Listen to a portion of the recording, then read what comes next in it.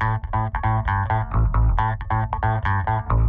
I'm Bill, and today I'm going to be doing a report on sponges. Sponges are sessile invertebrates, meaning they stay in one place their whole lives. Their symmetry is asymmetrical, which means there is no symmetry whatsoever, which means their design is all over the place. They reproduce sexually and asexually. Sexually doesn't require much of an explanation, and they reproduce asexually in a process known as budding, where buds appear on the sponge and then come off of the sponge and then appear in another place in the ocean, which will then grow another sponge. The sponges are filter feeders, which means the water comes in through the top of the sponge and then comes out through the sides of the top as well. The circulation is done in a similar manner, seeing as though the water with the oxygen comes in the same way, and the oxygen is then used in the blood, and then the water without the oxygen just goes out. And the breathing process is the same as circulation. The water with the oxygen comes in and comes out. Excretion is where the water goes back out of the sponge through the pores. Sponges do not have any form of segmentation whatsoever. Hi, I'm Julian. I'm doing arthropods. So the moving arthropods, they have a lever system or muscles attached to their segmented appendages. This type of symmetry arthropods have is bilateral symmetry. So this is an example of the movement and type of leg and bilateral symmetry. And then the way they reproduce is they're terrestrial, some of them, and they reproduce internally in aquatic like these. So crabs, that's the only type of aquatic arthropod. Then they reproduce externally. The female lays eggs in the water, and the male releases sperm, and fertilization takes place. Some arthropods reproduce using parthenogenesis, which means that no partner required. Eggs off without being fertilized. Feeding and digestion. Carnivores are born and filter feeders. So parasites, and parasites. Digestion is dependent on the way which they feed. So like crabs are bottom feeders pretty much. They eat on the water. They eat everything in the water pretty much.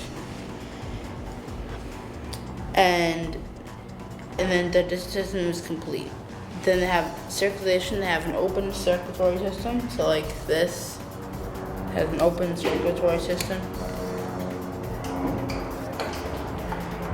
And with dorsal heart and arterial system, they have arteries like humans do. And some arthropods have a complex, extensive arterial system, like crabs. Insects have very limited arterial systems. Aquatic arthropods have gills, so stuff like these crabs, these have gills so they could breathe. Gills and lungs. And all arthropods, like the turtle does, different arthropods have gills so it could breathe. And terrestrial arthropods has a trachea and book lungs to breathe, and they require a large amount of oxygen for movement. Now the excretion of aquatic arthropods, they excrete urine through kidney gills. Some remove waste through the anus. Terrestrial use Malpighian tubule systems to remove waste. Most of them do not have kidneys. And then segmentation, they fertilize internally and externally. The three segments are the head, thorax, and abdomen. Some have thorax and have been fused. Others have a head and thorax that are fused in an abdomen. When head and thorax use the word cephalothorax, that's how they're combined together. So, This is a picture of the nautilus. This is a picture of the cuttlefish. This is a picture of a snail. These three animals are mollusks. The starfish, the cucumber, and the clam are echinoderms. Echinoderms have the movement of sessile, but sometimes motile. Their symmetry is radial. They reproduce sexually. They are carnivores, but sometimes herbivores. Their blood circulation is closed. The water vascular system gets oxygen from water. That's how they breathe. They excrete since there are no kidneys, the excretion uses diffusion. Echinoderms are segmented. Mollusks. Their movement is sessile. Their symmetry is bilateral. They reproduce sexually. They are carnivores, but also sometimes herbivores. Their blood circulation is closed. Mollusks breathe using gills. For excretion, when the waste becomes solid, the feces is excreted through the anus. Mollusks are segmented. Talking about cnidarians. This is a jellyfish or a poorly drawn picture of a jellyfish. Yeah, I'm not much of a drawer. Anyway, jellyfish, like sponges, some cnidarians, like jellyfish, is a type of cnidarian. And cnidarians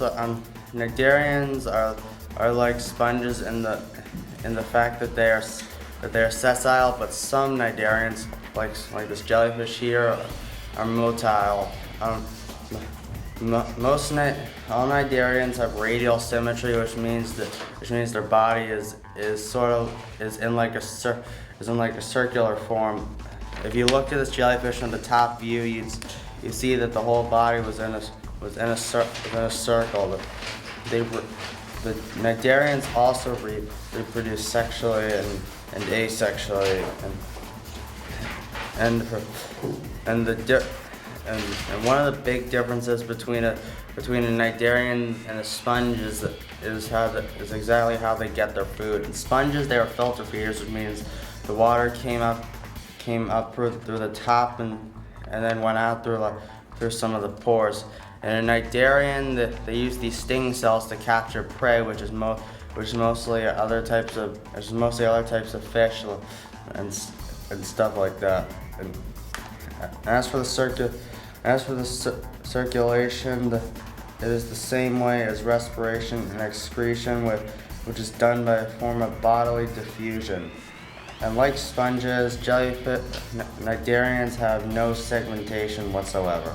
So the movement of worms, earthworms, or they move on soil or travel through tunnels using peristalsis, muscle contraction.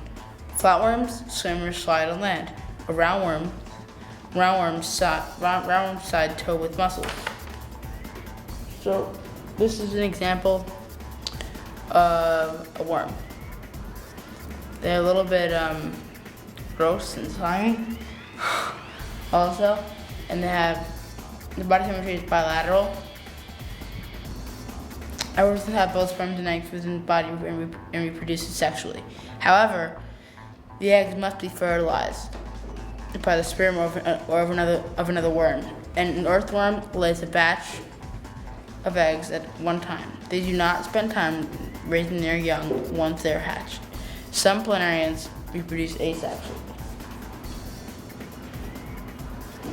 Another worm. In the feeding digestion, the earth eats the plants and animal matter in dirt, has a digestive system. The rest of the dirt is excreted. It has an esophagus for the food to go down, a crop to store the food in a gizzard that grinds the food down intestine.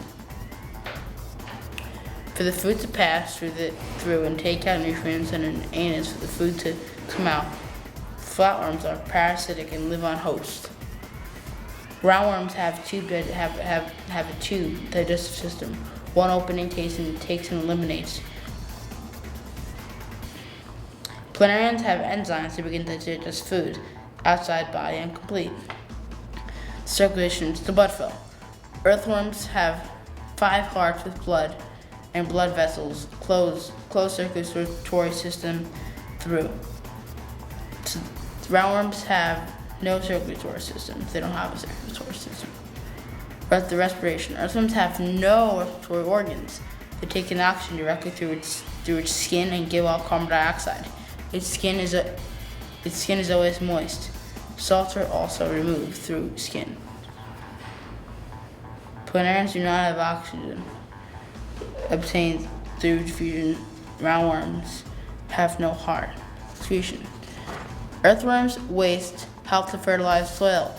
It gets rid of its waste through tubes called nephritum. That leads to pores that allow the waste out. Flatworms get rid of waste from the same opening it takes in foods. Planarians have excretory canals and flame cells. The segmentations. So, I'll put out another worm here. So earthworms have external segmentation. Planarians do not have segmentation. They're acolymates with cephalization.